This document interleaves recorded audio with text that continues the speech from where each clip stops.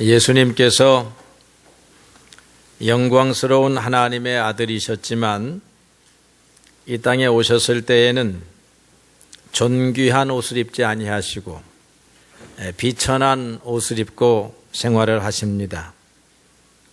그래서 제자들조차도 예수님의 존귀하심을 제대로 알지를 못했습니다. 그런데 오늘 산 위에서 잠깐이기는 하지만 하늘의 왕이신 본래의 모습, 본래의 예수님의 모습대로 변화가 되셨습니다. 그분의 변화, 변형된 모습을 오늘 성경이 이렇게 묘사를 했습니다. 그 얼굴이 해같이 빛나며 옷이 빛과 같이 희어졌더라. 하나님의 아들로서 어울리는 그런 변화입니다. 세상의 왕들은 금을 목에다 걸고 머리에다 쓰고 귀에다 걸고 해가지고 빛나는 모습을 연출하려고 합니다. 여러분들도 혹시 그러시는 것 아닌가 모르겠어요. 보석으로 얼굴을 빛나게 하고 화장품으로 얼굴을 빛나게 하고, 그런데 예수님의 본래의 모습이나 오늘 성도들의 본래의 모습은 하늘의 능력으로 빛나는 것입니다. 예수님은 머리에 금을 쓰시지 않았어요. 금관을. 그리고 그 옷이 브랜드의 옷이 아니고 평범한 우리와 같은 옷입니다. 1,000만 원짜리 옷을 해 입어야 빛나는 인생이 아닌 거지요. 그러나 왕들의 옷은 다릅니다. 부자들의 옷은 달라요. 우리는 또 부자도 아니고 왕들도 아닌데 사치스러운 삶을 사는 것도 옳은 일이 아니다, 이렇게 생각을 해봅니다. 사실은 예수님 자체에서 빛이 나는 거지요. 하나님 나라 천국에 가면요, 해와 달이 쓸 데가 없다. 왜 그런가 하면 하나님의 영광이 비치고 어린 양이 친히 등불이 되셔서 해가 달이 별이 필요 없는 나라가 하나님의 나라입니다. 이 땅의 나라는 해가 필요해요. 별과 달이 필요합니다. 그 빛이 없으면 우리가 살아갈 수가 없습니다. 그러나 하나님 나라에서는 하나님의 영광이 해보다 빛나는 거예요.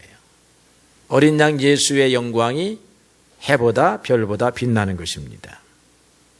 그래서 빛나는 모습이, 해보다 빛나는 모습이 예수님의 존귀하심, 영광을 드러내는 거죠. 또 한 가지 변화산에서 놀라운 사실이 일어났습니다. 그 자리에 옛날 사람들, 그 당시 예수님 시절, 베드로와 요한의 시절에는 그들보다 훨씬 먼 옛날 1000년 전의 사람들, 그렇지만 이스라엘의 모든 사람들의 가슴 속에 항상 흠모의 대상, 존경의 대상이 되는 모세와 엘리야가 예수님과 함께 대화를 나누고 있는 그런 장면이 보여진 것입니다. 이전까지만 해도 제자들은 예수님을 어떻게 생각을 했을까요? 오늘 여러분들이 진정한 의미에서 예수님을 어떻게 생각을 할까요? 예수님은 보통 이상의 사람, 자신들보다 뛰어난 선지자와 같은 그런 서기관, 선생, 교사, 이 정도로 베드로와 요한이 생각을 했습니다. 그런데 예수님의 모습을 보니까 빛에 쌓여 있습니다. 예수님이 보통 이상을 넘어서서 그들이 최고의 존경의 대상으로 삼는 모세나 엘리야와 견줄 만한 그런 사람이로구나, 이렇게 생각을 하게 된 것이죠. 그러니까 아직까지 예수님의 정체에 대해서는 이들이 조금 빛을 받아서 조금 더 깨닫기는 했지만 아직 확실함에 이르지는 못한 것입니다. 사실 예수님이 이 요한과 야고보, 베드로를 탁 데리고 간 것은요, 요한, 베드로, 야고보가 바로 너희들이 모세와 같은 사람이다, 엘리야와 같은 사람이다 라고 하는 것을 가르쳐 주려고 하는 것입니다. 그들의 입장에서 볼 때는 감히 모세와 엘리야를 자기와 비교할 수 없지만요, 오늘 2000년이 흐르고 나 보니까 구약시대의 대표적인 인물 모세와 엘리야, 신약시대의 대표적인 인물 베드로와 야고보와 요한. 베드로는 주님의 교회를 세우는 기초석이 되는 그런 인물, 야고보는 주님을 위하여, 복음을 위하여 최초의 순교자가 되는 그런 인물입니다. 요한은 체포되어 밤모섬으로 유배되어 가서 마지막 날에 있을 하나님의 거룩한 계시, 요한계시록을 기록하는 그런 인물이 되지요. 하나님의 입장에서 볼 때는 시대는 다르지만 그들이 가졌던 사명은요, 각기 독특했을 뿐만 아니라 하나님이 볼 때에 누가 더 위대하다 할 수 없는 그런 인물들이었습니다. 오늘 우리도 이 말씀을 통하여 변화산에 오릅니다. 영이신 예수님과 함께 올라요. 오늘 우리도 모세를 볼 수 있었으면 좋겠어요. 그리고 베드로도 볼 수 있었으면 좋겠습니다. 그런데 우리가 모세나 베드로, 엘리야나 요한을 보면서 우리가 좀처럼 따라갈 수 없는 그런 인물이 아니라 우리도 그들과 동일한 사명을 가진, 우리도 주님의 나라와 주님의 나라를 의를 위하여 그들처럼 수고해야 할, 하나님이 기대하시고 하나님이 능력 주시는 생명들이다라고 하는 사실을 여러분들이 오늘 믿으셔야 되리라 생각합니다. 베드로도 겉으로 보기에는요, 초라한 어부입니다. 산골 벽촌에 사는 무명의 사람이요, 배우지 못한 사람이었습니다. 그러나 하나님이 그를 사용하시니까 복음의 큰 일꾼이 된 것입니다. 오늘 여러분들에게도 이와 같은 거룩한 사명이 있는 줄로 그렇게 믿습니다. 예수님의 변화는요, 우리가 변화되었다 또는 변화될 것이다, 예수님의 변화는 우리들의 변화를 상기시켜주는 사건입니다. 예수님의 변화는 두 가지 목적을 가졌어요. 하나는 예수님이 누구인가, 예수님이 그냥 우리가 눈으로 보는 초라한 그런 인물, 조금 뛰어난 인물, 그런 분이 아니고 만왕의 왕 하나님의 유일한 아들이라고 하는 사실을 보여주고자 이런 변형의 사건이 일어납니다. 두 번째로는 이런 놀라운 영광스러운 변화가 예수님 믿는 성도들에게 있을 거라고 하는 것을 가르쳐 주는 거예요. 오늘 여러분들은 예수님을 믿는 사람들입니다. 여러분들에게 두 가지 변화가 일어났습니다. 한 가지 변화는 앞으로 일어날 것입니다. 첫 번째 변화가 무엇입니까? 우리는 죄인에서 의인으로 변화했습니다. 예수님을 알기 전까지는요, 우리는 죄인이었습니다. 우리 인간 스스로는 스스로 구원에 이를 수 없습니다. 죄의 세력이 인간의 의지보다 더 강력합니다. 많은 인류의 스승들이 인간의 마음, 인간의 의지를 주목했습니다.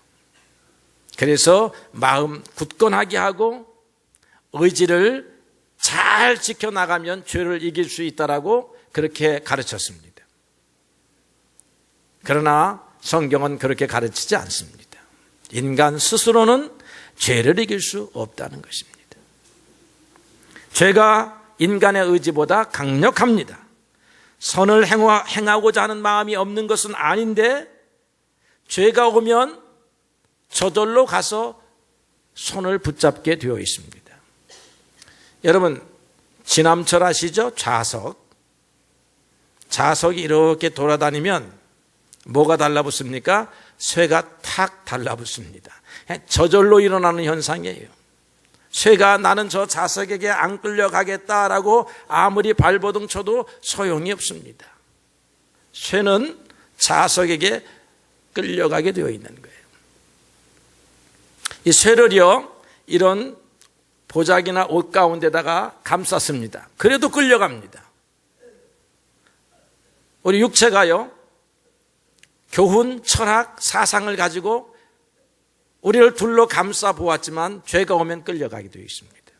왜 그렇습니까? 우리 안에 죄를 좋아하는 죄의 자기력에 끌려갈 수밖에 없는 욕심이라고 하는 것이 이 안에 있기 때문에 그래요. 이 욕심은 쇠와 자석의 비유를 보면 꼭 쇠와 같은 것입니다. 죄는 자석과 같은 거예요. 그래서 욕심이 잉태하는 것입니다. 인간의 선한 욕심도 결국은 죄로 변합니다. 시작은 선했는데 결과가 죄가 됩니다. 이것이 인간의 한계예요. 왜 그렇습니까? 사탄이 하나님보다는 약하지만 인간보다는 세기 때문에 그런 것입니다. 그래서 스스로 선해지려고 하는 사람은 무효한 일, 그런 일을 행하는 것입니다. 그러니까 대부분의 사람들이 어떻게 살아갑니까? 그냥 세상의 시류에 휩싸여서 세상 사람들 다 따라가니까 살아가는 것입니다. 세상 사람들 다 위장 전입하니까 따라가는 것입니다. 세상 사람들 힘이 있으면 병역을 피하고 싶으면 따라가는 것입니다. 저 같은 사람, 능력 없는 사람이나 청문회에 세우면 걸리지 않을까? 능력 있는 사람 청문회에 세우면 장관할 사람이 없는 것입니다. 죄의 눈을, 현미경을 가지고 딱 들여다보면 그런 것입니다. 누가 조금 더 많으냐 적으냐의 문제 정도일 것입니다. 그래서 죄인의 행실은 저절로 일어납니다. 그런데 예수님이 우리 안에 오시면, 여러분, 우리 안에 오시면 이 자기력, 지남철의 자기력, 쇠를 끌고 가는 자기력, 우리의 욕심을 끌고 가는 죄의 자기력이 상쇄가 됩니다. 그런 현상이 안 일어난다는 거죠. 여러분, 쇠에다가 이 자석에 반대되는 물질로 감싸 놓으면 안 끌려가는 것과 마찬가지입니다. 이 안에다 그런데 도덕으로 딱 맞고, 철학으로 맞고, 윤리로 맞고, 회초리로 맞고, 경찰로 맞고 안 됩니다. 주님이 와 딱 서 있을 때에 죄의 자기력이 무효가 된다 이 말이죠. 주님이 오셔야 된다 이 말입니다. 이슬람의 교훈 갖고도 안 됩니다. 불교의 교훈 갖고도 안 돼요. 유교의 교훈 갖고도 안 됩니다. 죄는 아니야 라고 그들은 말하고 있지만 죄에게 끌려가는 인간의 욕심을 제어해 주는 실제적인 능력이 없다는 것입니다. 또 이렇게 비유해 볼 수 있어요. 곤충 세계를 보면요, 유충이 성충으로 변화를 합니다. 그런데 이 유충, 번데기 같은 곳으로 있을 때요, 애벌레로 있을 때에는 땅을 좋아합니다. 땅 속을 좋아해요. 어둠 속을 좋아합니다. 그래서 땅 속을 어떻게 기어 나와서 햇빛을 보면 햇빛을 피해요. 그리고는 다시 또 땅 속으로 도로 기어 들어갑니다. 그런데 유충이 변화를 해가지고 나비가 됩니다. 벌이 됩니다. 그러면 땅 속에 들어가서는 살 수가 없어요. 햇빛을 봐야 삽니다. 그리고 날아다녀야 살지 기어다니지 않습니다. 예수 믿기 전에는 땅 속을 기어 들어가는 인생이라 볼 수 있어요. 예수 믿고 나면 햇빛을 보고 날아다니고 그런 인생으로 바뀌는 거예요. 죄가 싫어집니다. 선한 것이 좋아집니다. 죄가 와도 딱 끌려가질 않습니다. 선이 오면 끌려갑니다. 왜 그런가 하면 예수님께서 우리 가운데 오셔서 우리가 변화했기 때문에 그런 거예요. 다른 것으로는 변화할 수 없어요. 예수님을 모셔드려야 변화할 수 있습니다. 예수님이 그래서 생명의 능력입니다. 여러분, 이 안에다가 소크라테스 모셔놓고 비르면 안 돼요. 능력이 없어요. 해도 돼요. 근데 능력이 안 일어나는 거야. 부처님 모셔도 안 일어나는 거야. 예수님만 모실 때에 이런 변화의 능력이 일어나는 거예요. 죄를 이길 수 있는 능력이 일어나는 것입니다. 죄를 억제할 수 있는 능력이 일어나는 거예요. 화를 제어할 수 있는 능력이 일어납니다. 그런데 여러분들은 예수님을 믿었기 때문에 변화가 일어난 사람들이에요. 일어난 사람들입니다. 그런데 여러분들이 종종 잊어버리기 때문에 속습니다. 탈북한 사람이요. 탈북은 했지만 탈북했다고 하는 사실을 꿈속에서 잃어버립니다. 잃어버려가지고 다시 북한 땅입니다. 철조망의 땅입니다. 아직도 여전히 두만강을 헤매고 있습니다. 눈을 뜨니까 새로운 세상입니다. 마치 이와 같습니다. 우리가 변화되었다라고 하는 것을 잃어버려요. 예수님의 능력을 사용하려고 하는 생각을 잃어버려요. 그러니까 죄라고 하는 세력이 쓱 가서 우리를 다시 붙잡아 가려고 합니다. 그러면 얼른 스위치를 켜야 돼요. 믿음의 스위치를 켜야 되는데 그래야 죄의 세력이 우리 가운데 역사하지 않는데 우리는 잃어버리고 이 의의 스위치를 켤 생각을 하지 않는다 이게.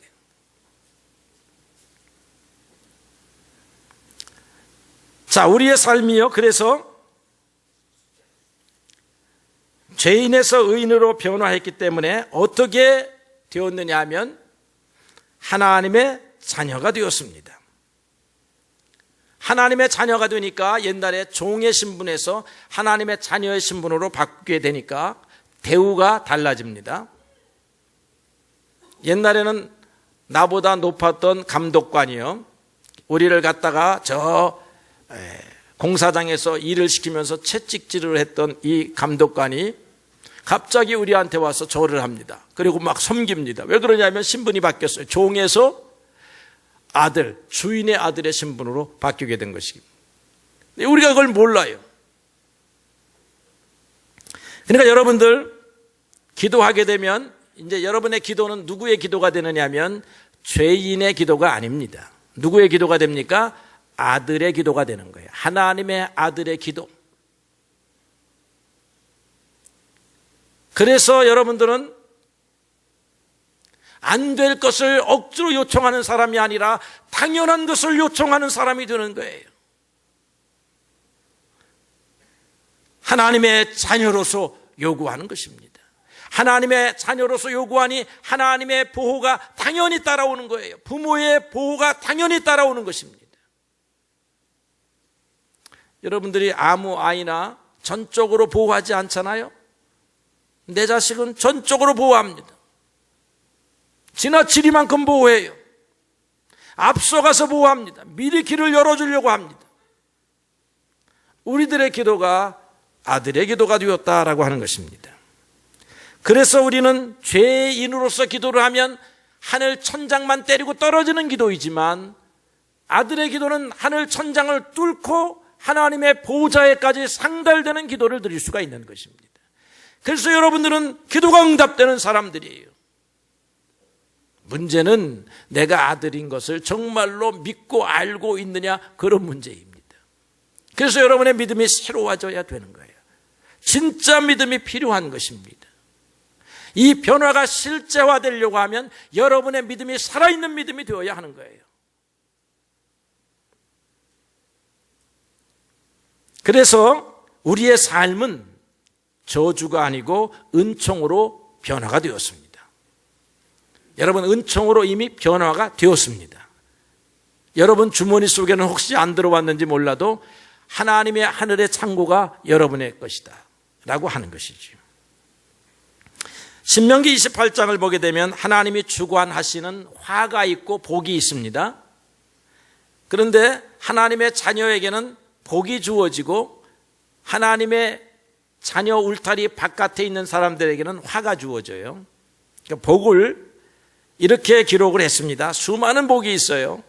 여러분들의 머릿속에 기억될 만한 복만 제가 몇 가지 소개합니다. 신명기 28장 6절.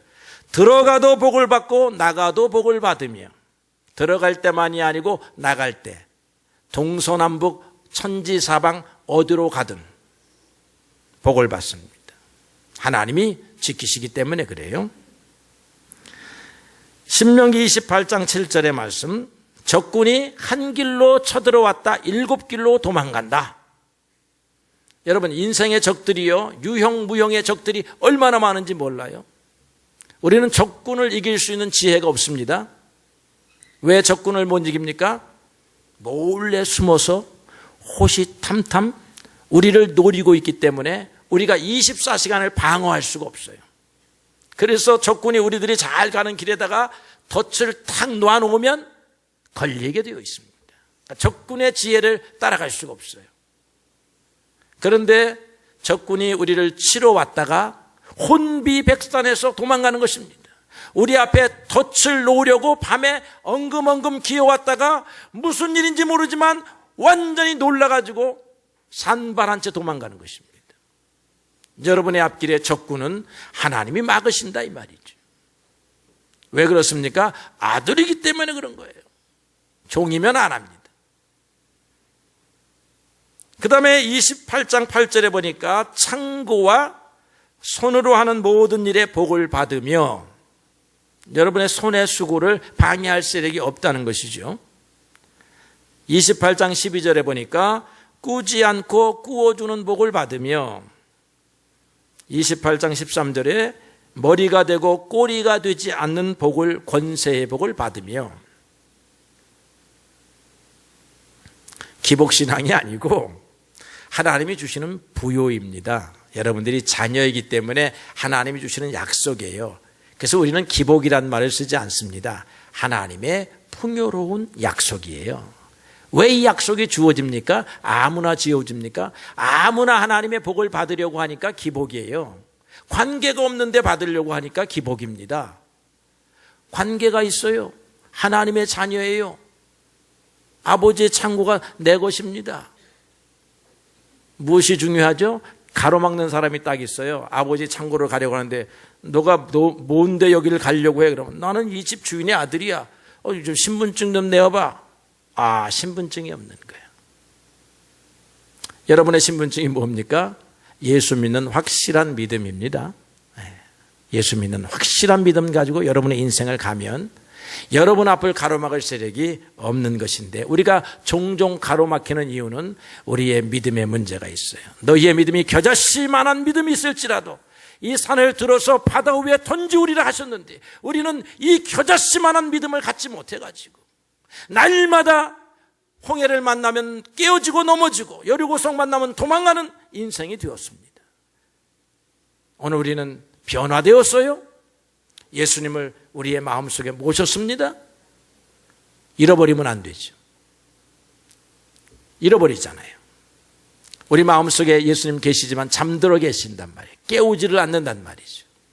여러분, 날마다 예수님을 깨우셔야 돼요. 예수님이 바깥에서 문을 두드리시면 날마다 마음 문을 열어야 돼요.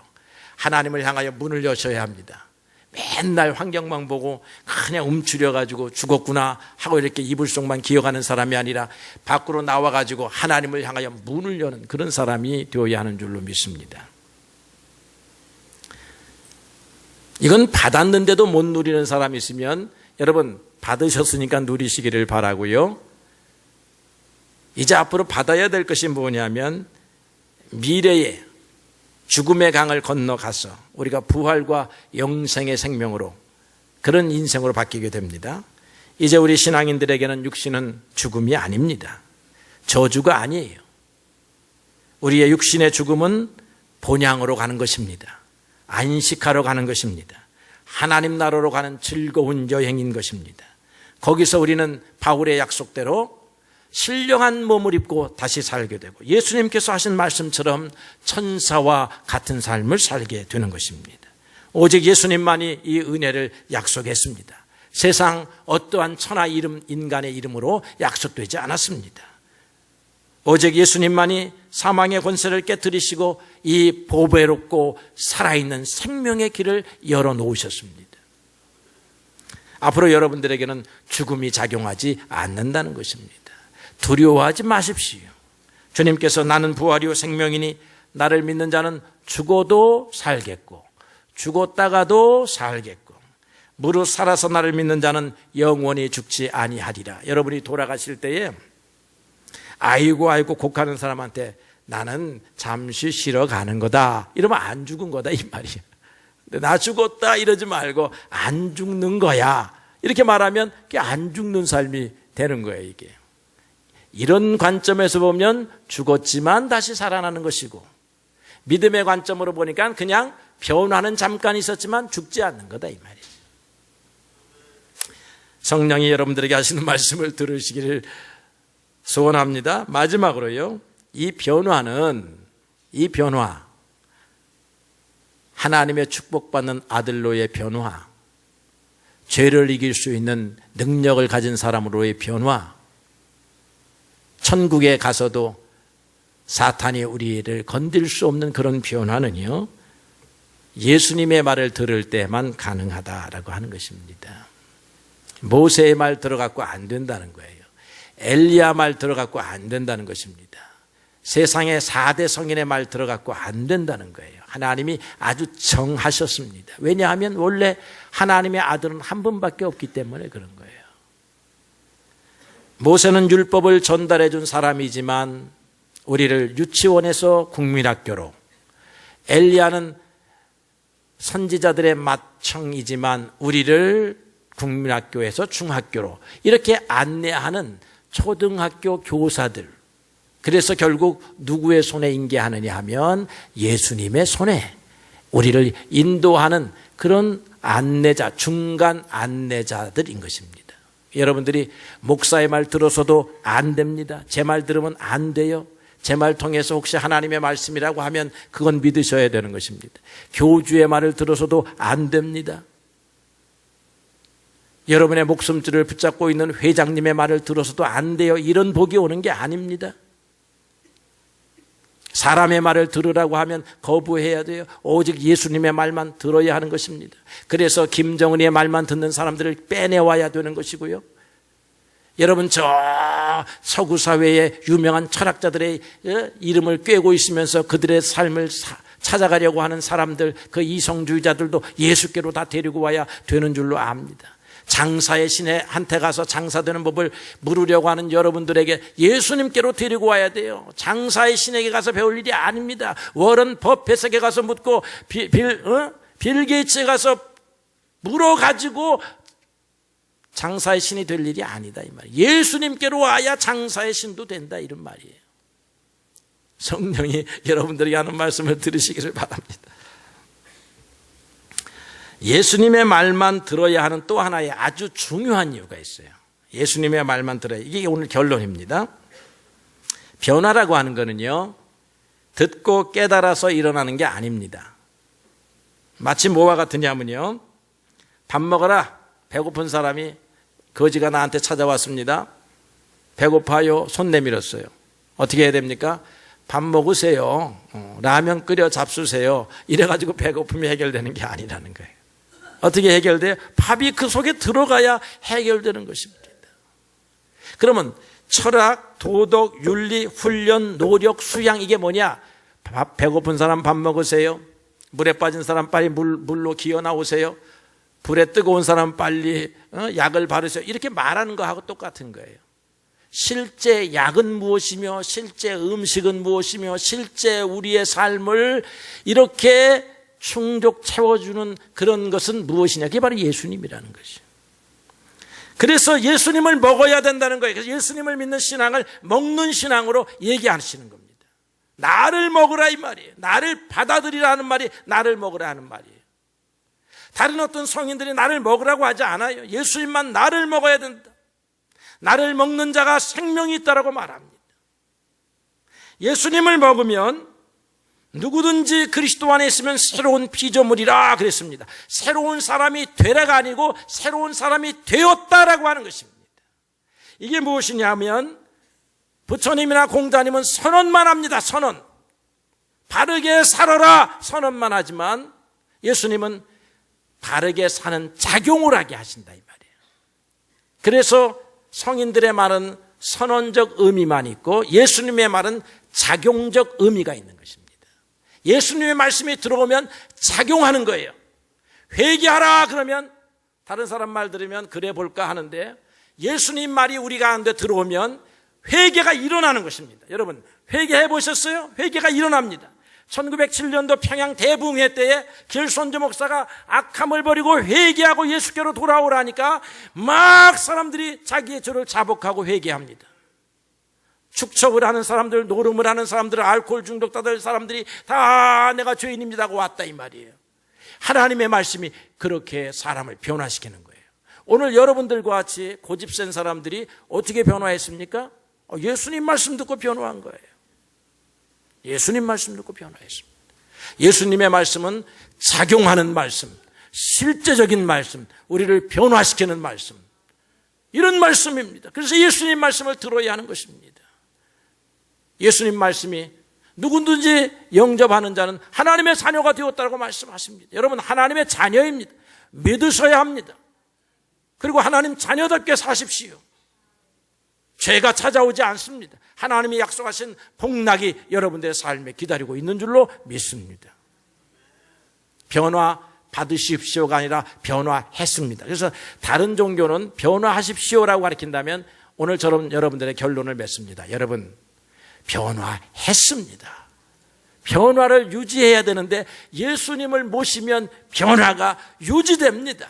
변화하신 여러분, 변화한 삶을 살기 위해서 주님 앞으로 날마다 가까이 가십시오. 주님의 축복이 함께하기를 축원합니다.